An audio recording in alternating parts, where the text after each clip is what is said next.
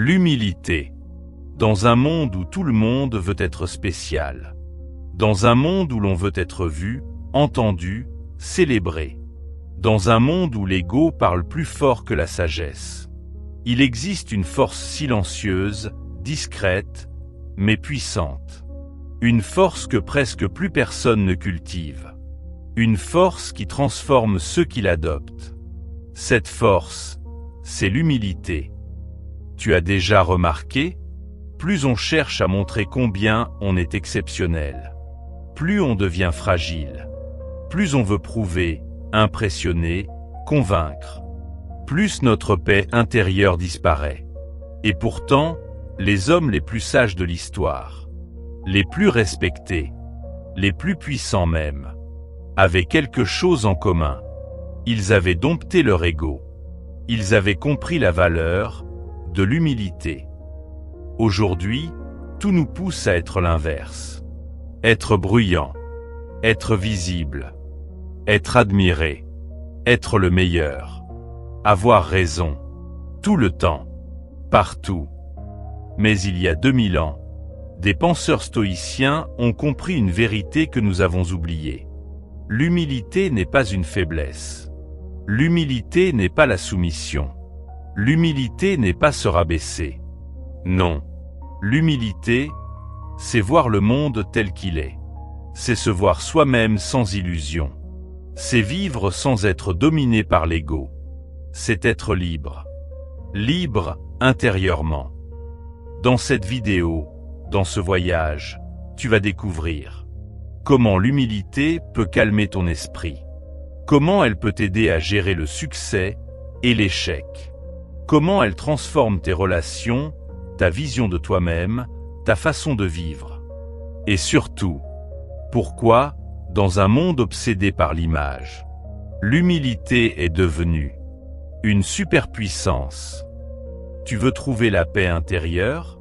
Tu veux devenir vraiment fort? Alors prépare-toi, car l'ennemi n'est pas dehors. Il est ici. Et l'humilité est l'arme que tu n'as jamais utilisée. L'humilité, la puissance que l'ego ne pourra jamais atteindre. Chapitre 1. Commettre l'erreur. Pourquoi l'être humain choisit l'arrogance avant l'humilité? L'humilité n'est pas naturelle. L'arrogance, si. Et c'est peut-être l'une des plus grandes tragédies de l'être humain. Notre esprit est instinctivement attiré par ce qui le détruit et méfiant envers ce qui pourrait le libérer. L'humilité demande du courage. L'arrogance est confortable. L'humilité demande de se regarder en face. L'arrogance nous permet de nous cacher derrière une image. L'humilité construit. L'arrogance protège, temporairement. Mais pourquoi cette tendance? Pourquoi choisissons-nous tous, à un moment ou à un autre, l'ego plutôt que la vérité intérieure? Pourquoi sommes-nous spontanément sur la défensive, en quête de validation, de supériorité, d'importance? La réponse se trouve dans la biologie, dans la psychologie, dans la société moderne, et dans les écrits des stoïciens qui avaient déjà perçu ce phénomène il y a 2000 ans. 1. L'ego, un mécanisme de survie mal calibré. À l'origine, l'ego n'était pas un problème. Il était un outil de survie. Chez nos ancêtres, avoir de l'importance dans le groupe signifiait d'être protégé, avoir accès à la nourriture, augmenter ses chances de survie et de reproduction. L'ego était un réflexe tribal. Défendre son statut, montrer sa valeur, paraître fort ou indispensable. Mais ce mécanisme, utile dans une tribu de 50 individus, est devenu toxique dans une société où 8 milliards de personnes coexistent et se comparent en permanence. Aujourd'hui, l'ego n'assure plus la survie biologique. Il garantit seulement la survie de l'image. Et nous voilà prisonniers d'un mécanisme obsolète. Sénèque l'avait parfaitement compris. Ce n'est pas parce que c'est difficile que nous n'osons pas, c'est parce que nous n'osons pas que c'est difficile. Sénèque. Nous n'osons pas être humbles, parce que cela semble dangereux pour l'ego. Être humble ressemble à perdre du pouvoir. La vie nous a conditionnés à croire que si l'on n'est pas au-dessus des autres, on est en dessous. La peur de paraître moins est aujourd'hui plus forte que la volonté d'être meilleur. 2. L'arrogance, une solution rapide à un malaise profond. L'humilité demande du travail intérieur. L'arrogance, elle, est un réflexe instantané. Quand on se sent menacé, critiqué, comparé, jugé, l'arrogance devient une armure émotionnelle. On surestime nos capacités. On minimise nos erreurs. On rejette la faute sur les autres. On refuse d'admettre qu'on ne sait pas. On préfère paraître fort plutôt qu'être honnête. L'arrogance, c'est du dopage psychologique. Une satisfaction immédiate, mais sans profondeur. Épictète le disait déjà. Ce n'est pas la réalité qui trouble les hommes, mais l'opinion qu'ils s'en font. Quand la réalité blesse l'ego, l'arrogance devient une distorsion protectrice. Elle permet d'éviter la vérité. Elle permet d'éviter la vulnérabilité. Elle permet d'éviter la remise en question. Mais elle nous coupe aussi du progrès, de l'apprentissage, de la sagesse. 3. Le monde moderne, une machine à fabriquer des égos fragiles. Si les anciens avaient déjà compris l'ego, ils n'auraient jamais imaginé ce que nous vivons aujourd'hui. Un environnement où tout pousse à l'arrogance, où tout encourage l'illusion d'être exceptionnel.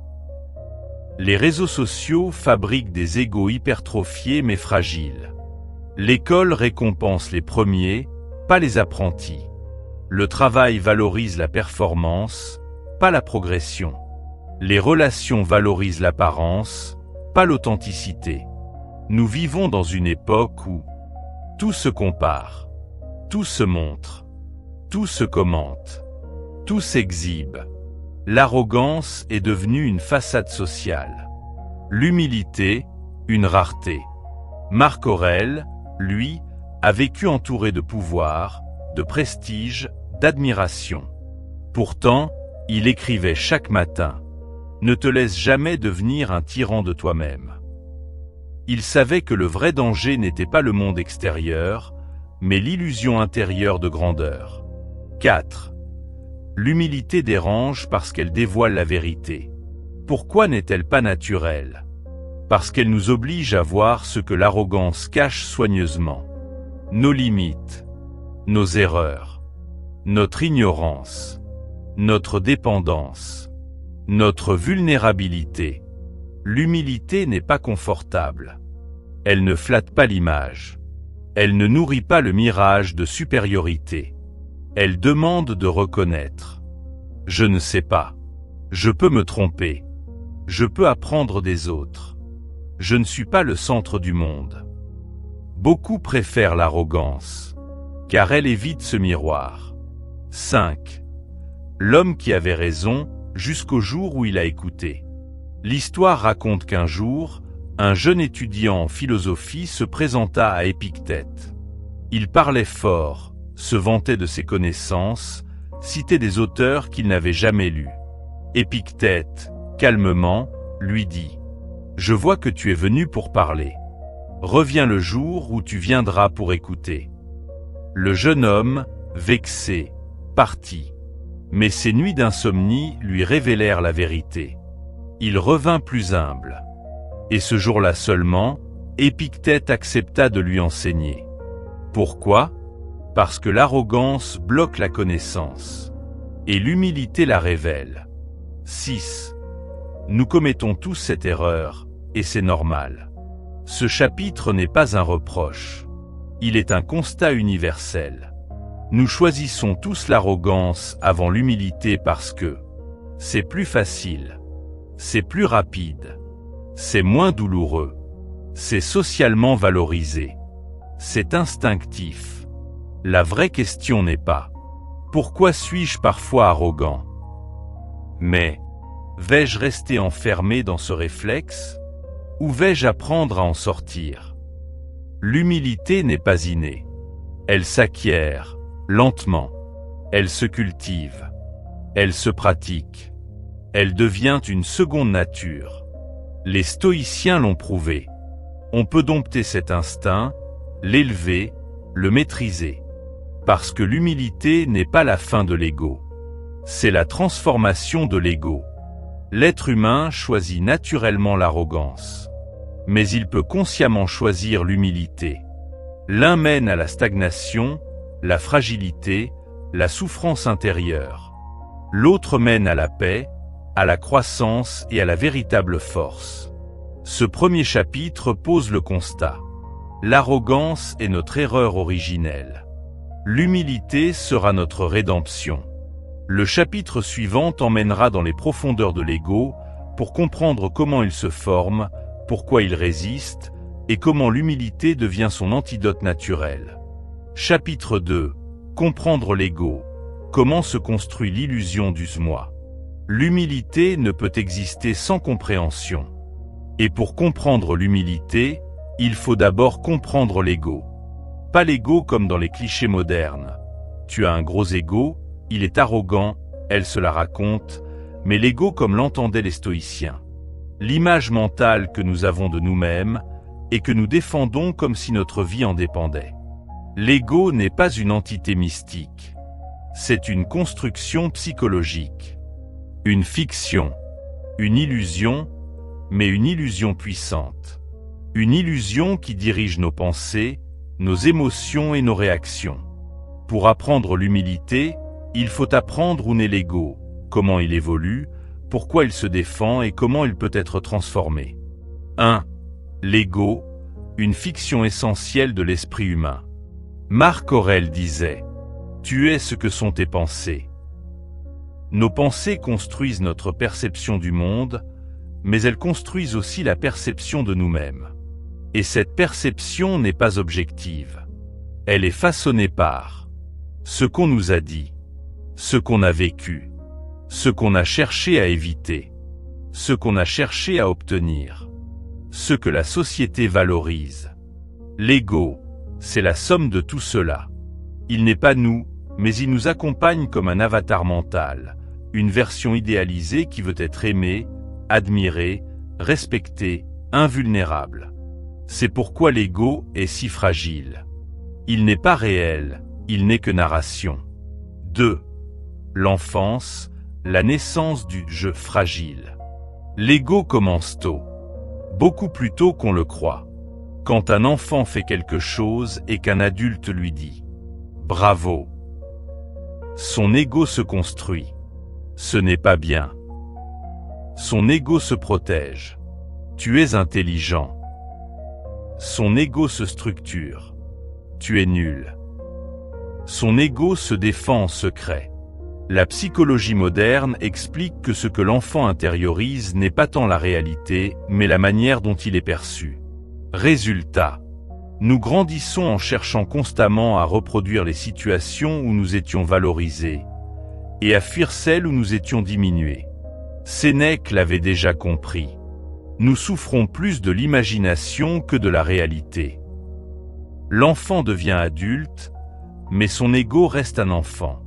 Un enfant qui cherche validation, reconnaissance, admiration, protection. Il refuse la critique comme un enfant. Il se compare comme un enfant. Il se sent menacé comme un enfant. L'humilité, elle, est adulte. Mais l'ego ne veut pas grandir. 3. L'ego se renforce par le regard des autres, l'ère de la vitrine sociale. Le regard des autres est l'oxygène de l'ego. Sans ce regard, il s'éteint. Pendant des millénaires, ce regard était rare. Mais aujourd'hui, il est permanent. Résultat. Nous vivons dans un aquarium social psychologiquement toxique. Les stoïciens vivaient dans une société sans followers, likes, stories, selfies. Et pourtant Marc Aurèle écrivait déjà « L'opinion d'autrui ne peut pas te rendre meilleur ou pire. » Si seulement il pouvait voir notre époque. Aujourd'hui, tout est égocentré. On filtre nos photos. On sélectionne ce qu'on montre. On mesure notre valeur en chiffres. On prend les critiques comme des attaques personnelles. On cherche à impressionner des inconnus. Le monde moderne n'a pas créé l'ego, il l'a transformé en monstre hyperalimenté. 4. L'ego est obsédé par la comparaison. L'ego ne veut pas être bien. Il veut être mieux que quelqu'un d'autre. C'est sa nature. Il fonctionne par contraste. Tu peux te sentir heureux, jusqu'à voir quelqu'un qui possède plus, réussit plus, est admiré davantage. Épictète disait « Si tu veux être invincible, ne lutte jamais dans un terrain où tu n'as rien à gagner. » La comparaison est le terrain de l'ego. On n'y gagne jamais. Même celui qui gagne une comparaison se condamne, car il deviendra dépendant de gagner encore. L'humilité, elle, ne compare jamais. Elle observe. Elle apprend. Elle s'améliore sans mesurer sa valeur par rapport aux autres. 5.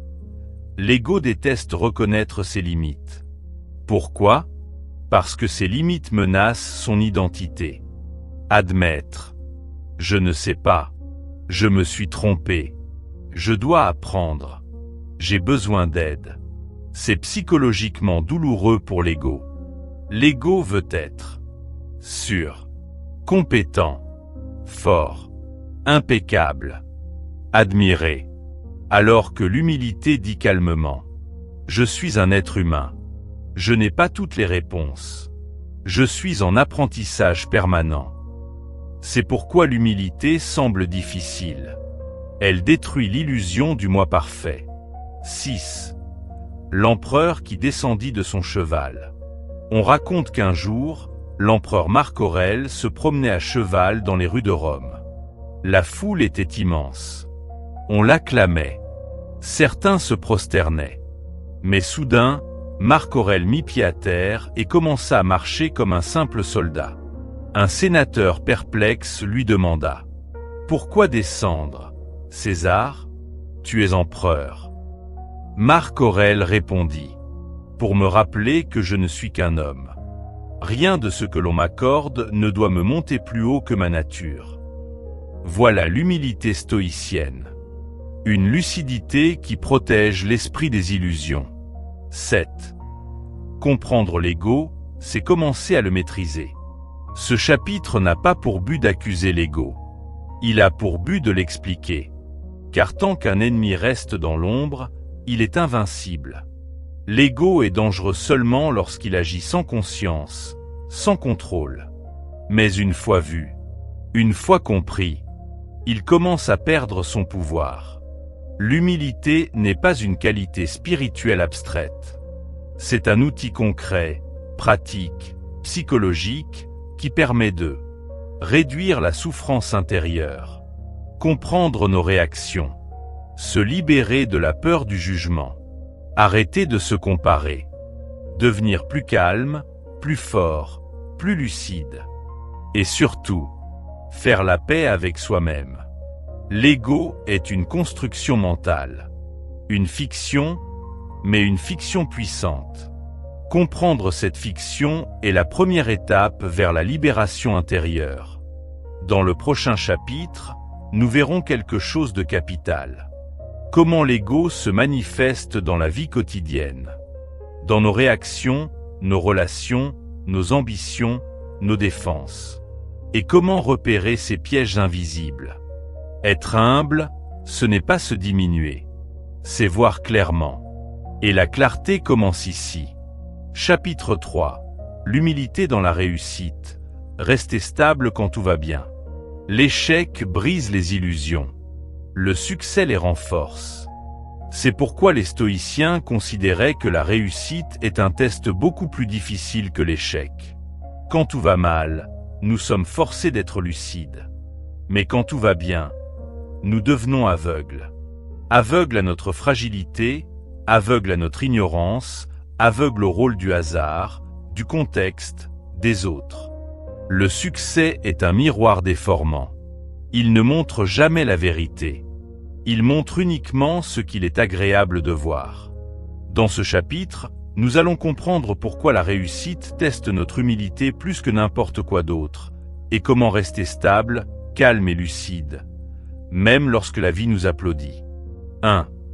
Le succès, un test plus difficile que l'échec. Pourquoi les stoïciens se méfiaient du succès? Étrangement, les stoïciens, pourtant puissants, riches et influents pour beaucoup, se méfiaient du succès. Non parce qu'ils étaient contre l'ambition, mais parce qu'ils savaient que rien ne rend l'être humain plus vulnérable que la sensation de « je suis quelqu'un ». Marc Aurèle, l'homme le plus puissant de son époque, écrivait « La gloire est un jugement étranger ». Pourquoi cette phrase est-elle capitale? Parce qu'elle révèle la vérité que personne n'aime reconnaître. Le succès dépend du regard des autres. Et ce que les autres pensent n'est jamais sous ton contrôle. Le succès n'est pas une valeur intérieure. C'est une perception externe.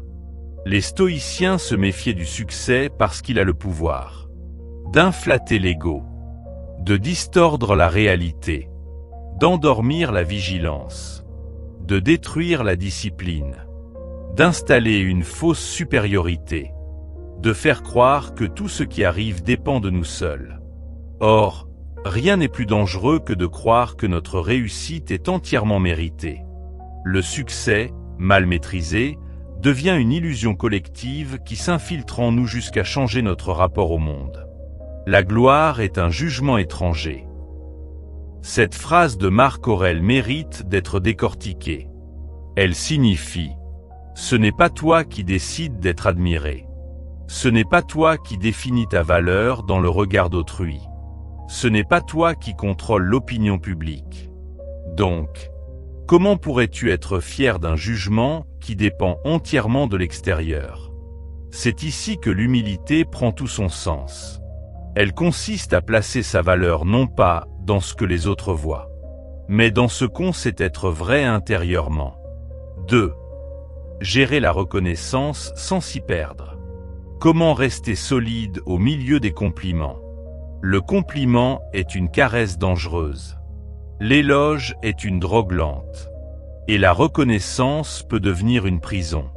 Quand on est félicité, applaudi, célébré, plusieurs illusions naissent. Je suis exceptionnel.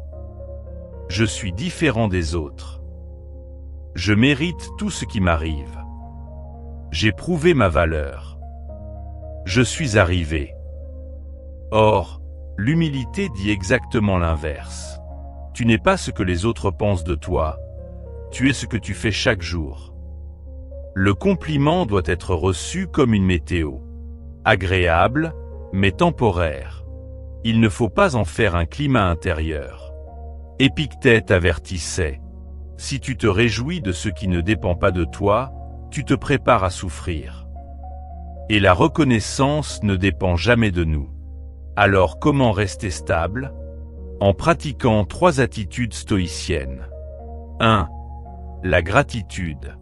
Au lieu de penser « je l'ai mérité », pensez « j'ai eu la chance, j'ai eu de l'aide, j'ai eu des opportunités ». 2. La lucidité. Se rappeler que le succès n'est pas permanent. L'opinion change. Le monde avance. 3. La discipline. Continuer à travailler comme si personne ne regardait. L'exemple de Marc Aurèle, l'empereur Rome. Marc Aurèle est l'exemple parfait de la réussite sans corruption intérieure. Il gouvernait l'empire le plus puissant de la terre. Pourtant, chaque matin, il écrivait dans son journal personnel « Tu n'es qu'un homme. N'oublie pas ». Il se répétait volontairement que il était mortel. Il pouvait se tromper. Il pouvait échouer. Il devait apprendre. Il n'était pas supérieur. Cette autodiscipline mentale était sa protection contre la folie du pouvoir. Plus il recevait d'éloges, plus il renforçait son humilité. C'est cela, la sagesse stoïcienne. Se rappeler qui on est vraiment, même lorsque le monde veut nous transformer en idoles. 3. L'humilité comme protection contre l'arrogance. Le piège du « je suis arrivé ». Le succès crée un mirage extrêmement dangereux. La sensation d'être arrivé. Je suis arrivé signifie je n'ai plus besoin d'apprendre. Je n'ai plus besoin de discipline. J'ai tout compris. Je suis au-dessus.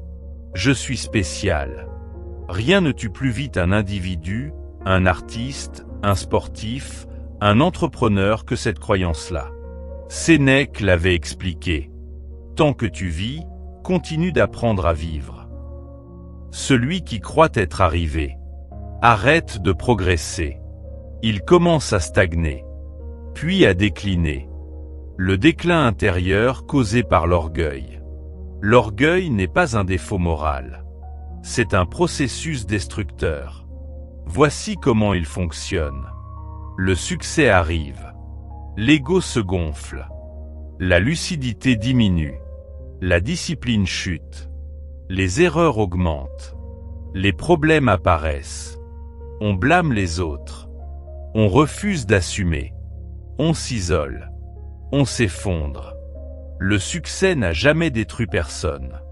C'est l'orgueil qui détruit après le succès.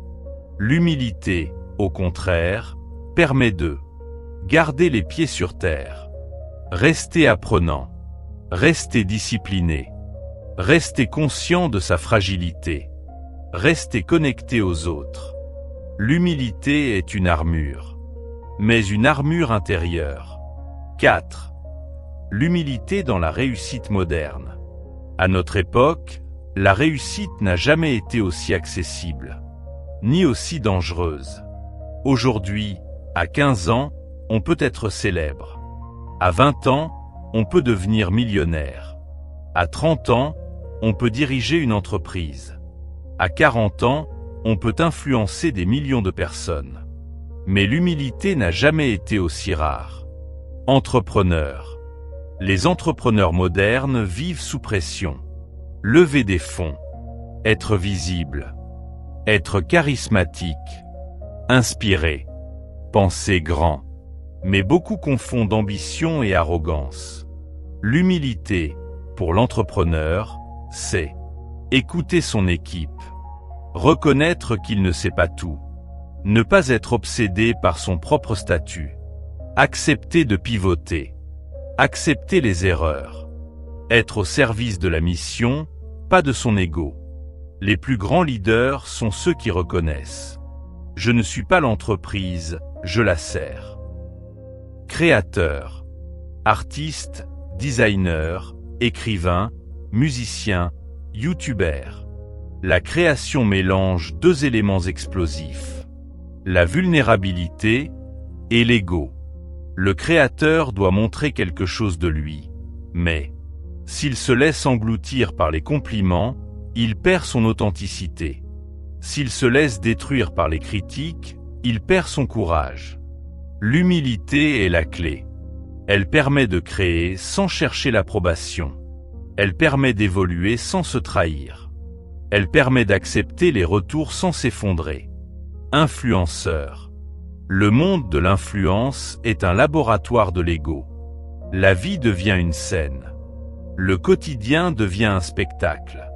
L'identité devient un produit. L'humilité, pour un influenceur, signifie ne pas se prendre pour le centre du monde.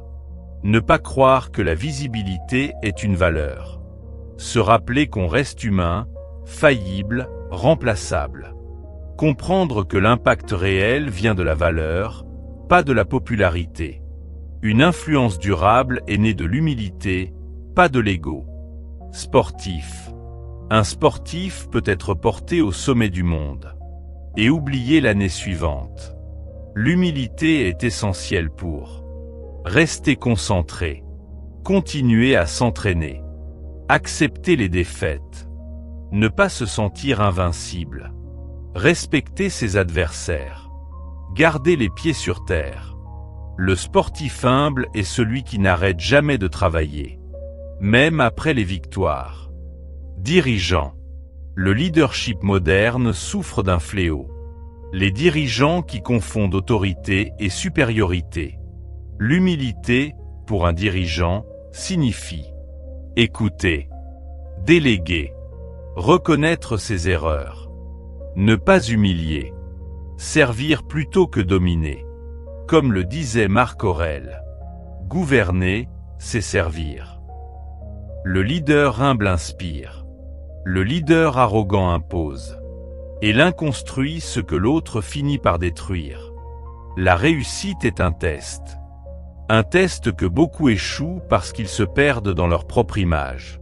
Le succès n'est pas un sommet. C'est une pente glissante. Une pente que seule l'humilité peut rendre stable. Dans le prochain chapitre, nous verrons le contraire.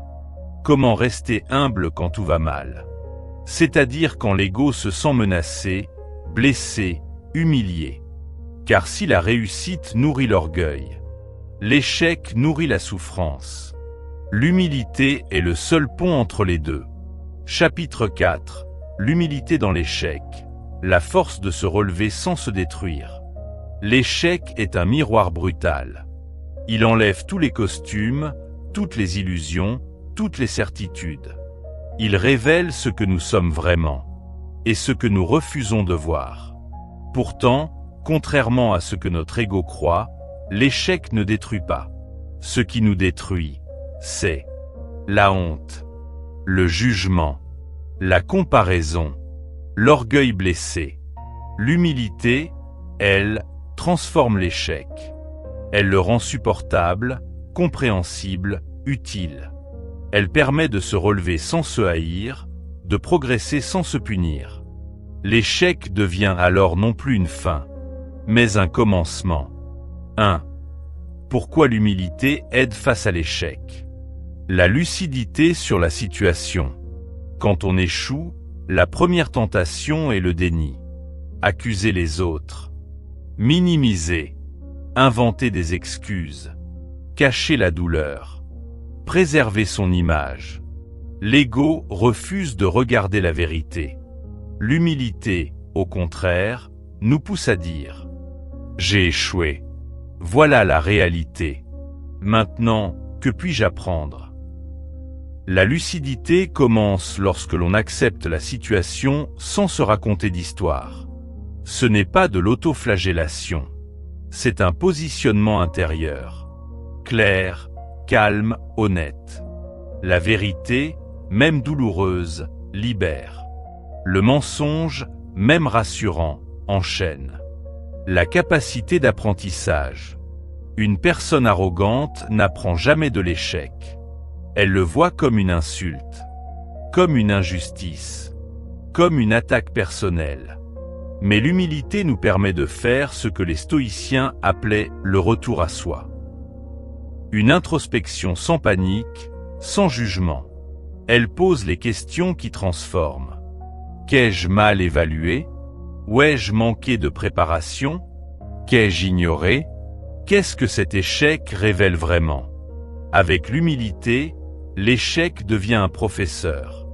Avec l'orgueil, il devient un ennemi. La diminution de la honte. La honte est un poison. Elle dit « Tu es nul. Tu n'aurais jamais dû tenter.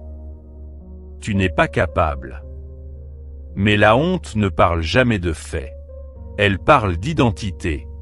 L'humilité intervient ici comme un antidote. Elle sépare la personne de l'action. Tu n'es pas ton erreur. Tu es quelqu'un qui a fait une erreur. Ce glissement est immense. Il permet la compassion envers soi-même, la clarté mentale, le courage de recommencer. La honte paralyse.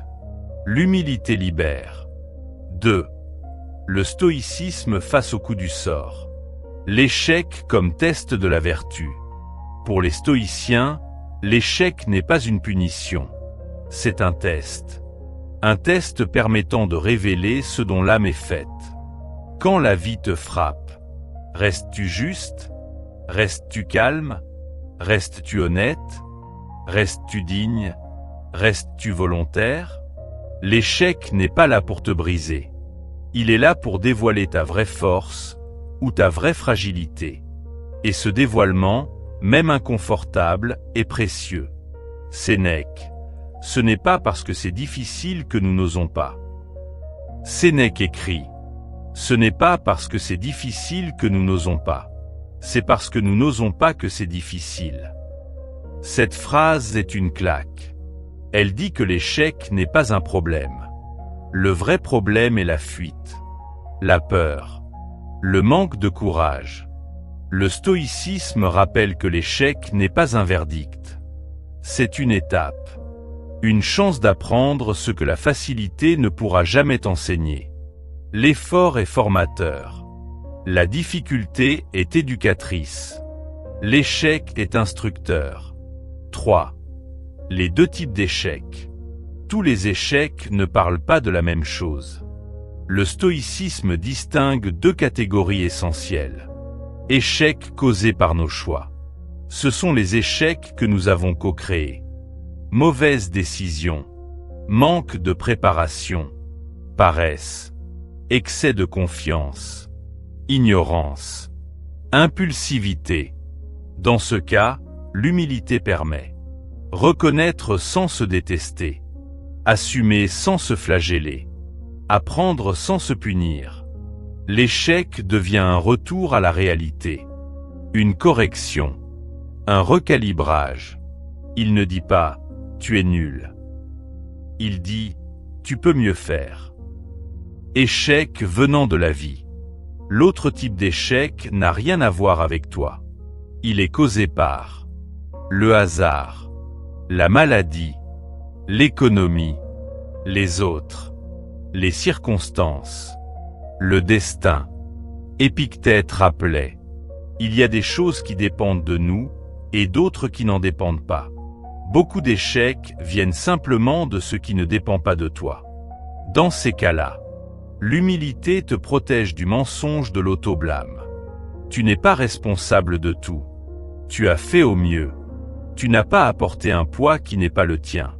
L'humilité ici, c'est comprendre que la vie est parfois injuste, mais que toi, tu peux rester juste. 4. L'humilité comme renaissance. L'échec est une chute. L'humilité est la main qui te relève. Et cette renaissance se fait en 4 étapes. Reconnaître. Reconnaître la réalité, la responsabilité quand elle existe. La douleur, la blessure de l'ego. Reconnaître, ce n'est pas subir. C'est poser le premier pas vers la reconstruction. Réparer. Réparer, c'est agir. C'est corriger, s'excuser, rééquilibrer, ajuster, comprendre ce qui doit être changé. Un échec non réparé devient un fardeau. Un échec réparé devient un pilier. Recommencer. Recommencer demande du courage. L'humilité dit: je peux encore progresser. Je peux encore essayer. Je n'ai pas fini d'apprendre. Recommencer ne signifie pas nier l'échec. Cela signifie que l'échec n'a pas le dernier mot. Rebondir. Rebondir, c'est transformer la chute en propulsion. Ce n'est plus revenir au point de départ. C'est avancer plus fort, plus sage, plus lucide. Le rebond est le signe ultime que tu as accepté, tu as compris, tu as appris, tu as grandi. Comme l'explique Marc Aurèle, l'obstacle sur la route devient la route. L'échec, à travers l'humilité, devient un chemin vers toi-même. L'humilité est la seule force capable de transformer l'échec en renaissance. Elle ne supprime pas la douleur. Elle supprime la destruction intérieure. Elle transforme la défaite en fondation. L'échec humilie. L'humilité fait grandir. Dans le prochain chapitre, nous verrons comment l'humilité influence nos relations. Amitié, amour, famille et vie sociale. Et pourquoi elle est la clé des relations stables, profondes et authentiques. Chapitre 5. L'humilité relationnelle. Voir l'autre, se voir soi-même. On croit souvent que l'humilité est une affaire personnelle, intérieure.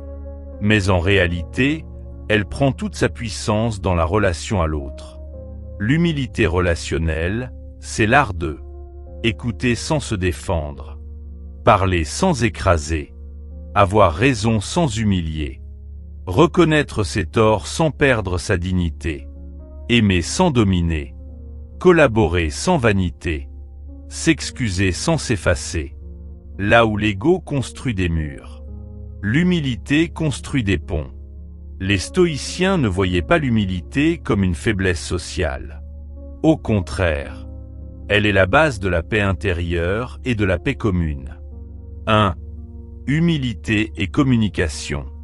La communication est souvent un terrain de guerre. Non pas parce qu'on veut comprendre, mais parce qu'on veut gagner. L'ego transforme la conversation en duel. L'humilité transforme la conversation en rencontre. Écouter sans préparer sa réponse. La plupart des gens n'écoutent pas, ils attendent. Ils attendent que l'autre se taise pour pouvoir répondre. Ils préparent déjà leur réplique, leur défense, leur justification. L'ego utilise l'écoute comme un moment stratégique. Mais écouter vraiment, c'est mettre son ego en silence. C'est être présent. C'est laisser l'autre exister. Les stoïciens enseignaient la maîtrise intérieure. Observer avant de réagir, comprendre avant d'agir. L'humilité redonne à la communication sa fonction première. L'échange, pas la victoire. Comprendre avant de convaincre. L'ego veut convaincre. L'humilité veut comprendre. Les personnes humbles posent plus de questions qu'elles n'affirment de dogmes. Elles savent que l'autre n'a pas forcément tort, et qu'elles n'ont pas forcément raison. Elles cherchent la vérité, pas l'ascendant. Sénèque disait « On enseigne mieux ce que l'on pratique soi-même ». Comprendre avant de convaincre, c'est reconnaître que la sagesse n'est pas dans le bruit, mais dans la clarté. S'excuser sans s'humilier. Beaucoup confondent excuse et soumission. S'excuser n'est pas se rabaisser, implorer, s'effacer, s'indigner contre soi-même. S'excuser, c'est reconnaître un impact, une erreur, un mot mal choisi, une action maladroite. Plus quelqu'un a de l'ego, plus s'excuser lui semble impossible. Mais pour l'humilité, une excuse est un acte de force, pas de faiblesse. Elle répare sans détruire. Elle apaise sans humilier. C'est un signe de maturité profonde. 2. L'humilité et les conflits. Chaque conflit, qu'il soit amoureux, familial ou professionnel, a les mêmes racines. L'ego blessé, la peur d'avoir tort, le besoin d'avoir raison, la volonté de contrôler. L'humilité est l'antidote naturel. Pourquoi l'ego alimente les disputes? Dans un conflit, l'ego dit « Je dois gagner. Je dois protéger mon image. Je dois prouver que j'ai raison. Je dois être supérieur. » Le conflit cesse alors d'être une recherche de solution. Il devient un combat de statut. Personne ne cherche à comprendre. Chacun cherche à dominer. Ce terrain est stérile. Comment l'humilité désamorce les tensions? L'humilité, elle, ne cherche pas la victoire. Elle cherche la résolution. Elle dit « Explique-moi. Je veux comprendre ton point de vue. Peut-être que je me trompe. Trouvons une solution ensemble. » Quand une personne adopte cette attitude, le conflit change immédiatement de nature. La tension baisse. L'échange redevient humain. L'humilité ne dit pas « j'ai tort ». Elle dit « je suis ouvert ». Et cette ouverture transforme tout. 3. L'humilité dans l'amour et l'amitié. Les relations les plus profondes ne survivent pas grâce à la perfection. Elles survivent grâce à la vulnérabilité, la sincérité, la capacité de reconnaître ses torts, la patience, la bienveillance. Toutes ces qualités sont les filles de l'humilité. Accepter ses défauts. L'ego refuse d'admettre ses failles. Il exige d'être admiré. Il masque, cache, minimise. Mais dans une relation, On ne peut grandir qu'en acceptant ce que l'on est vraiment. L'humilité dit : voici mes limites. Voici mes blessures. Voici mes imperfections. Elle n'a pas peur d'être humaine. Reconnaître ses torts. Dans les relations, ce n'est pas la perfection qui crée la paix. C'est la capacité de dire : c'était moi. J'ai mal exprimé. J'ai mal réagi. Chaque fois qu'on assume ses torts, la relation s'approfondit. Chaque fois qu'on les nie, elle se fissure.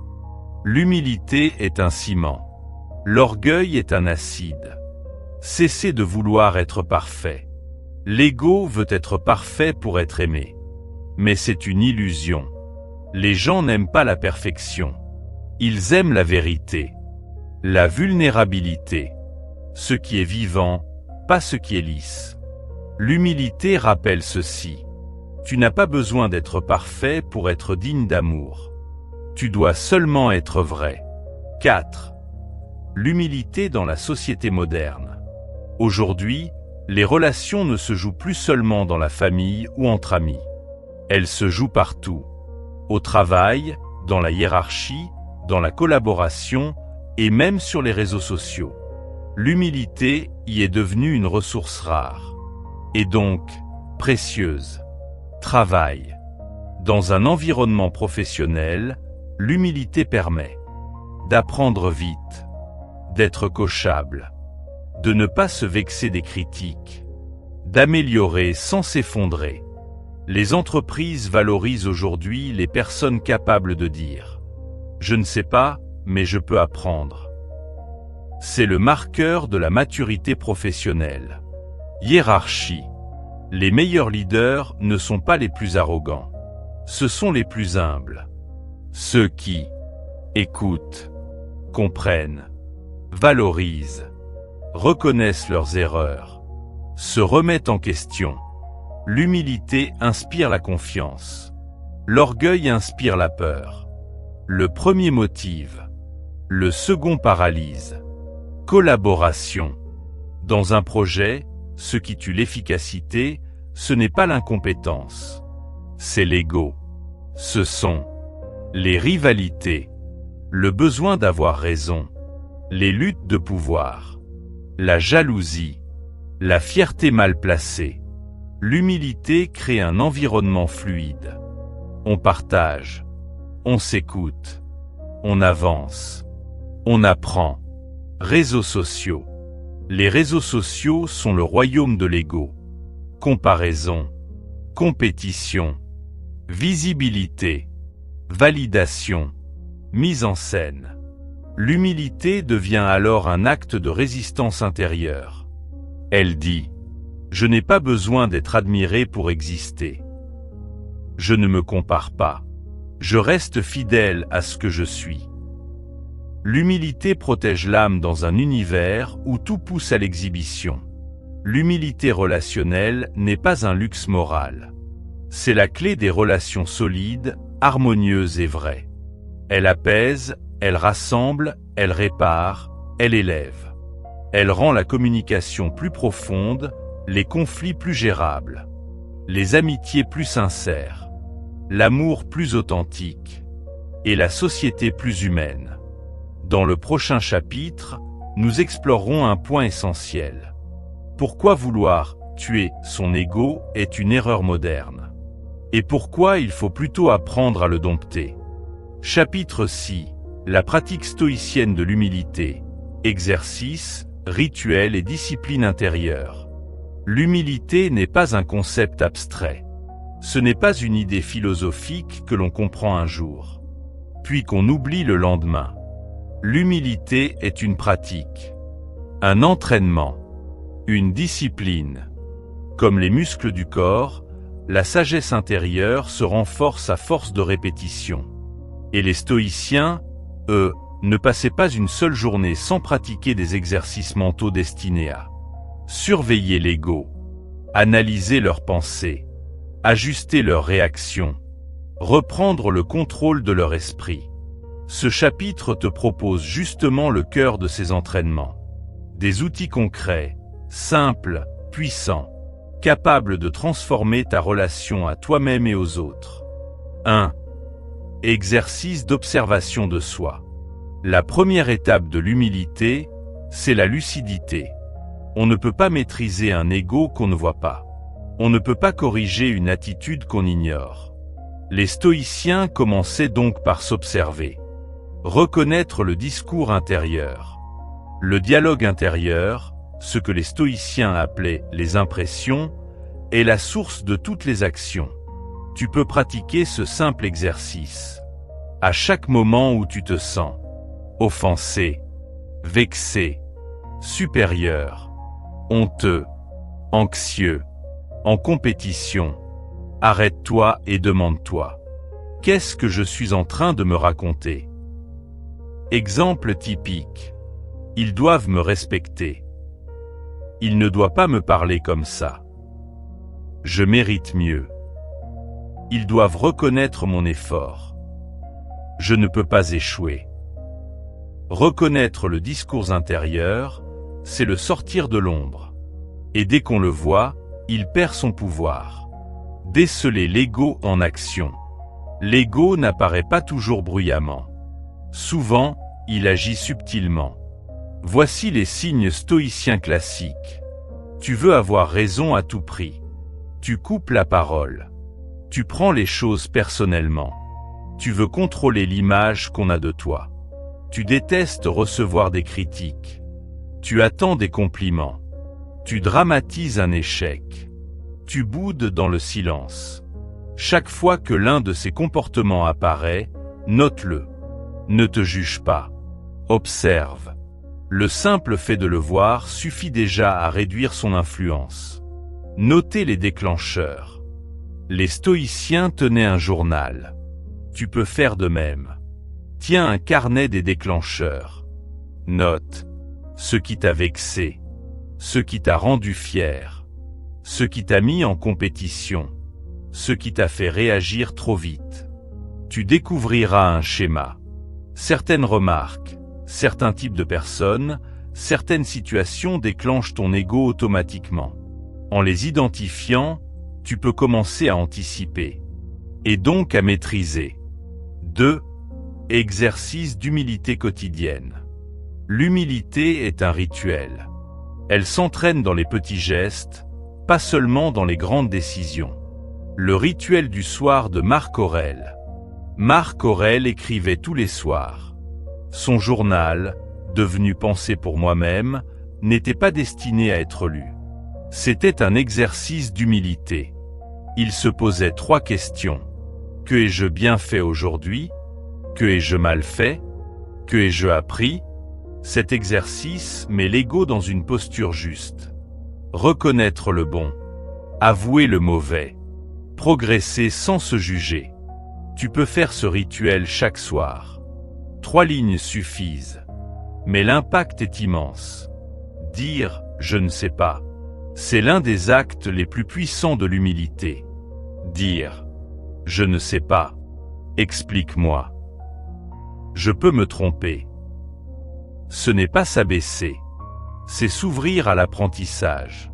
Les ignorants prétendent savoir. Les sages reconnaissent qu'ils ne savent pas tout. Zénon disait: le début de la sagesse, c'est de reconnaître son ignorance. Imposer le silence à l'ego. Chaque jour, choisis une situation dans laquelle tu pourrais te vanter, corriger quelqu'un, montrer que tu sais, t'affirmer pour exister, et garde volontairement le silence. Pas par faiblesse, par force. Pourquoi? Parce que le silence apprend à ton ego qu'il n'est pas toujours obligé de s'exprimer. Le silence apprend la présence. Le silence apprend la maîtrise. C'est un entraînement mental d'une puissance rare. Être reconnaissant consciemment. L'ego croit que tout est un dû. L'humilité voit tout comme un cadeau. Chaque matin, note 3 choses pour lesquelles tu es reconnaissant. Un sourire reçu. Une leçon apprise. Une chance que tu as. Une personne qui t'aide. Un progrès réalisé. La gratitude, volontaire, ramène le cœur à l'essentiel. Et l'ego à sa juste place. 3. Mettre l'ego à sa place. Les stoïciens avaient des méthodes mentales redoutablement simples pour remettre l'ego au sol. Des perspectives radicales, honnêtes, libératrices. La méthode du « je ne suis qu'un humain parmi des milliards ». L'ego se croit unique, exceptionnel, différent, central. Mais dans le monde réel, tu es un humain parmi 8 milliards. Sur une planète perdue dans un univers immense, qui existait avant toi, et existera après toi. Cette pensée n'est pas déprimante. Elle est libératrice. Elle enlève la pression d'être spécial, l'illusion de tout contrôler, la peur du jugement. Tu reviens dans la réalité. Tu es humain, et ça suffit. La méthode du memento mori. Les stoïciens se rappelaient chaque jour qu'ils allaient mourir. Non pour être morbide, mais pour être lucide. Quand tu te rappelles que ta vie est courte, la vanité disparaît. Les disputes perdent leur importance. Les humiliations n'ont plus d'impact. La comparaison devient ridicule. L'ego se dissout naturellement. Memento mori signifie « Souviens-toi que tu vas mourir ». Et donc, ne perds pas ton temps avec l'ego. La méthode du troisième point de vue.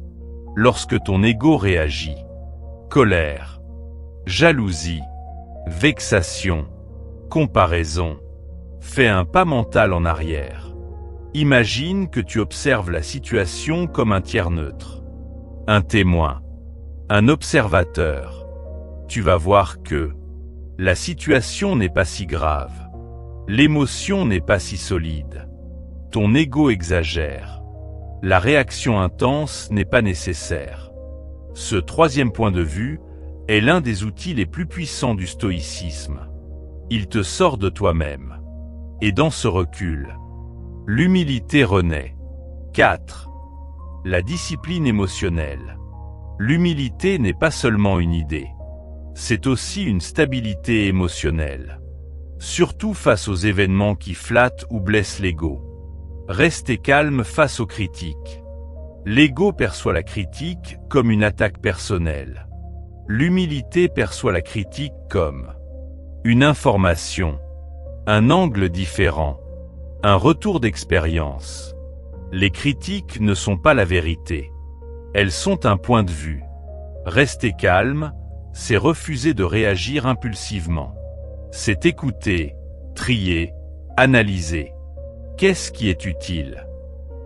Qu'est-ce qui est vrai? Qu'est-ce que je peux améliorer? Les stoïciens cherchaient la vérité, pas l'approbation. Ne pas exploser face aux contrariétés. Les contrariétés quotidiennes, retard, imprévus, paroles maladroites, sont les tests de l'humilité. Elles révèlent la qualité de ton esprit. Quand quelque chose te contrarie, dis-toi, ce n'est pas l'événement qui me dérange. C'est mon jugement sur l'événement. Cette phrase stoïcienne classique est un remède immédiat contre les réactions impulsives. Elle te rend souverain de toi-même. Ne pas se gonfler sur les compliments. Les compliments sont plus dangereux que les insultes. Car ils nourrissent l'ego. Ils gonflent l'image. Ils créent une dépendance à la validation. Quand on t'admire, dis-toi intérieurement « Merci. Mais je reste un humain. Je peux encore apprendre. » Les compliments ne doivent pas te changer. Ils doivent te rappeler de rester ancré. L'humilité transforme la louange en motivation, et non en arrogance. L'humilité n'est pas un état. C'est un entraînement quotidien, une pratique, une vigilance, une manière de se tenir dans le monde. Les exercices stoïciens ne cherchent pas à supprimer l'ego, mais à le mettre à sa place. Dans le prochain chapitre, nous verrons comment cette discipline intérieure mène à la véritable liberté spirituelle. Une liberté que rien ni personne ne peut enlever. Chapitre 7. L'humilité comme liberté. la paix intérieure au-delà de l'ego. L'humilité n'est pas une posture morale. Ce n'est pas un acte de modestie sociale. Ce n'est pas une gentillesse de surface. L'humilité est une liberté. Une libération contre la pression d'être quelqu'un, la peur du jugement, la comparaison incessante, l'angoisse de ne pas suffire, et l'obsession de plaire. L'humilité n'enlève rien. Elle enlève seulement ce qui te pèse, l'ego. Ce chapitre explore cette vérité profonde. Être humble, c'est être libre. 1. L'humilité, la porte vers la tranquillité intérieure. La sérénité stoïcienne. Les stoïciens n'étaient pas des philosophes détachés de la vie. C'étaient des hommes confrontés aux inquiétudes, aux responsabilités, à la pression sociale. Pour eux, la paix intérieure ne se trouvait pas dans le confort extérieur, mais dans la capacité à maîtriser les mouvements de son esprit. Et l'un des obstacles majeurs à cette paix, l'ego. L'ego dramatise. L'ego exige. L'ego veut tout contrôler. L'ego se compare. L'ego s'offense. L'ego se défend. L'ego veut impressionner. Sans ego, tout devient plus léger. L'humilité ouvre alors la porte à la tranquillité. Tu n'as plus besoin d'être admiré. Tu n'as plus besoin d'être le premier. Tu n'as plus besoin d'être parfait. Tu n'as plus besoin d'avoir raison. Tu n'as plus besoin d'impressionner. Tu peux respirer. Exister. Être simplement toi. Le détachement des jugements extérieurs. Les stoïciens répétaient : ce qui trouble les hommes, ce ne sont pas les choses, mais l'opinion qu'ils en ont. L'humilité t'apprend à t'affranchir de l'opinion des autres. Non pas à t'en moquer avec arrogance, mais à t'en détacher avec lucidité. Quand l'ego domine, chaque regard pèse. Chaque critique blesse. Chaque silence inquiète. Quand l'humilité prend le relais, tu ne te définis plus par les jugements extérieurs. Tu ne places plus ton estime dans les mains des autres. Tu ne te sens plus menacé par la désapprobation. Tu redeviens maître de toi-même. C'est l'un des plus grands soulagements qu'un être humain puisse connaître. 2. L'humilité et le bonheur durable. Pourquoi l'humilité rend solidement heureux? Le bonheur moderne est fragile. Il dépend du statut, de l'image, des likes, de l'approbation, de la réussite visible. Donc il suffit d'un rien pour tout briser. Mais l'humilité construit un bonheur qui ne dépend pas du monde. Pourquoi? Parce qu'elle te recentre sur ce que tu contrôles. Tes actions, tes valeurs, ton caractère, ton intention, ton évolution intérieure. Lorsque ton bonheur vient de ce que tu es, et non de ce qu'on pense de toi, il devient incassable. Le rôle de l'acceptation. L'humilité te fait accepter ta nature humaine, tes émotions, ta vulnérabilité, ton imperfection, la réalité telle qu'elle est. Et de cette acceptation naît la paix. Pas la résignation, mais la lucidité. Tu cesses de lutter contre tout. Tu cesses de te battre pour prouver quelque chose. Tu cesses de souffrir contre l'inévitable. L'acceptation est l'une des plus grandes sources de bonheur durable. Et l'humilité en est la porte d'entrée. 3. L'humilité comme fondation de la sagesse. Marc Aurèle, la vie heureuse est celle qui est en accord avec soi. La phrase de Marc Aurèle résume tout le stoïcisme. Le bonheur naît de la cohérence intérieure. Et qu'est-ce qui t'empêche d'être en accord avec toi-même? Ton ego. L'ego veut paraître. La sagesse veut être. L'ego veut plaire. La sagesse veut agir juste. L'ego veut contrôler. La sagesse veut comprendre. L'ego veut briller. La sagesse veut avancer. L'humilité te ramène à ton axe intérieur. Au lieu de te disperser dans l'illusion d'une identité fabriquée. L'humilité te libère de la comparaison. La comparaison est un poison mental. Elle te vole ta joie, ton énergie, ta confiance. Mais l'humilité te rappelle que tu n'es pas en compétition. Chacun a son rythme. Chacun a son chemin. La valeur d'une vie ne se mesure pas à l'extérieur. Tu peux te réjouir du succès des autres, sans te sentir diminué. C'est une liberté magnifique. L'humilité te libère de la peur. La plupart des peurs sociales viennent de l'ego. Peur d'échouer, peur d'être ridicule, peur de décevoir, peur de ne pas être assez, peur de ne pas plaire. Quand tu sais que tu ne vas pas mourir parce qu'on te juge, qu'on te critique, ou qu'on te comprend mal, la peur disparaît. Tu reprends ton pouvoir. L'humilité te libère des illusions. L'ego cherche des illusions. Celle d'être spécial, celle de contrôler l'avenir, celle d'être immortel, celle d'être au centre de tout. L'humilité t'arrache à ces illusions et te ramène à la réalité. La vie est fragile. Le monde est vaste. Tu n'es pas parfait. Les choses ne tournent pas autour de toi. Cette lucidité te rend plus libre et plus vrai. 4. L'humilité comme ultime force. L'homme humble n'est pas fragile, il est incassable. Un homme qui n'a rien à prouver. On ne peut pas le manipuler. On ne peut pas l'humilier. On ne peut pas l'atteindre par la vanité. Il reste solide, stable, centré. L'humilité n'est pas faiblesse. C'est un bouclier. L'homme humble n'est pas invisible, il est essentiel. Dans un monde de bruyants, l'homme humble est celui qu'on écoute. Parce qu'il ne parle pas pour impressionner. Il parle pour servir, pour éclairer, pour agir juste. Les vrais leaders sont humbles. Les autres ne sont que des acteurs. L'homme humble n'est pas effacé, il est aligné.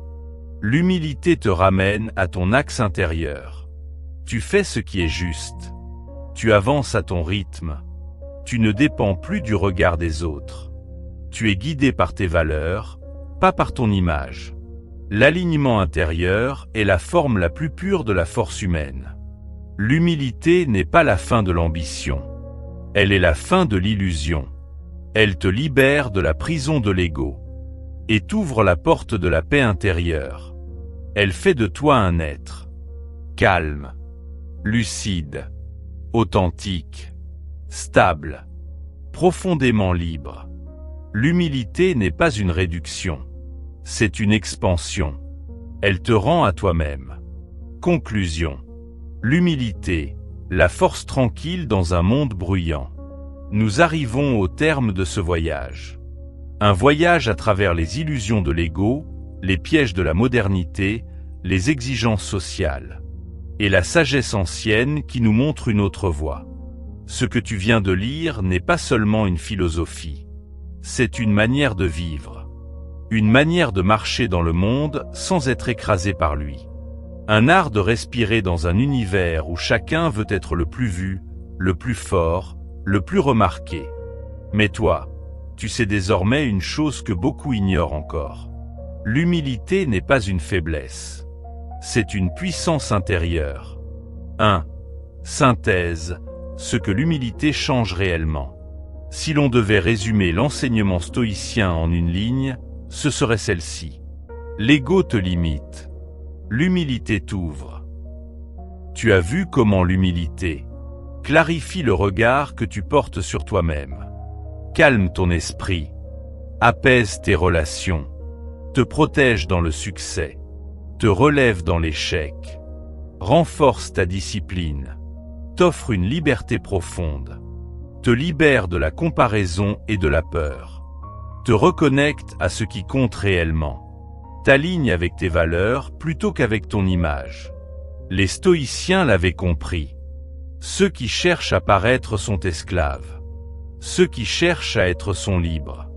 L'humilité n'est pas une petite qualité morale. C'est un socle, une fondation, la base de la sagesse, de la paix intérieure et du vrai courage. 2. Défi personnel pour le lecteur. 7 jours pour pratiquer l'humilité. Les grandes transformations ne commencent pas avec des concepts. Elles commencent avec un acte. Alors voici ton défi. Simple, mais puissant. Jour 1. Admets une faiblesse sans te justifier. Une seule phrase. Une vérité. Sans masque. Jour 2. Félicite quelqu'un sincèrement, sans comparaison.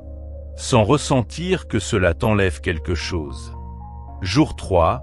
Pratique une micro-routine d'humilité. Dire « je ne sais pas » ou « je me suis trompé ». Jour 4. Écoute quelqu'un vraiment.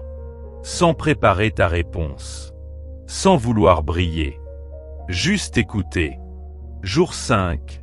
Fais une tâche simple, invisible. Quelque chose qui ne rapporte ni gloire ni reconnaissance. Juste pour la discipline intérieure. Jour 6. Accepte une critique sans colère. Ne réponds pas. Respire. Observe. Jour 7. Écris une ligne de gratitude. Pas pour paraître. Pour te rappeler d'où tu viens. Et où tu veux aller. 7 jours. 7 actes. 7 graines plantées. Tu seras surpris de voir à quel point ton esprit change. Et à quel point ton ego perd du pouvoir. 3. La voie stoïcienne comme boussole dans un monde d'ego. Le stoïcisme n'est pas une philosophie ancienne dépassée.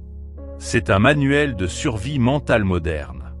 Dans un monde où l'image remplace l'identité, l'apparence remplace la profondeur, le bruit remplace la pensée, le « moi » remplace le « nous ». L'ego devient un outil marketing. L'humilité est une rébellion. Être humble, aujourd'hui, c'est être libre. Libre des attentes. Libre des comparaisons.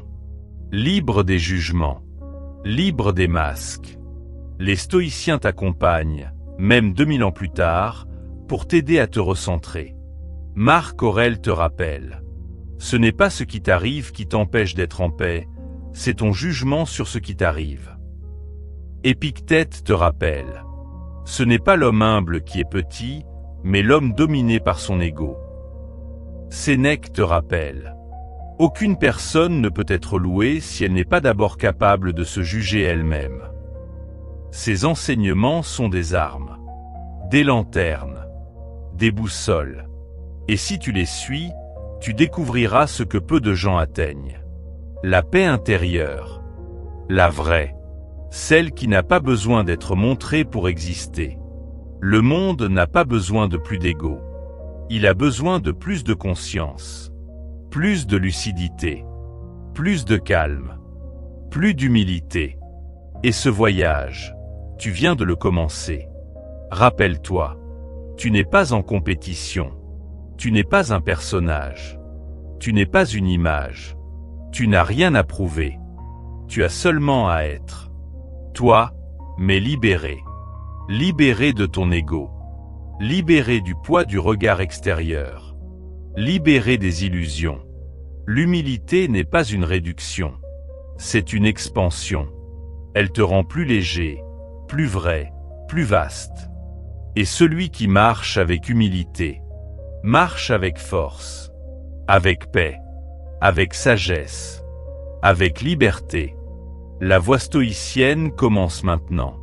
Abonne-toi dès maintenant pour apprendre à maîtriser tes émotions, affronter les épreuves et cultiver une paix intérieure durable.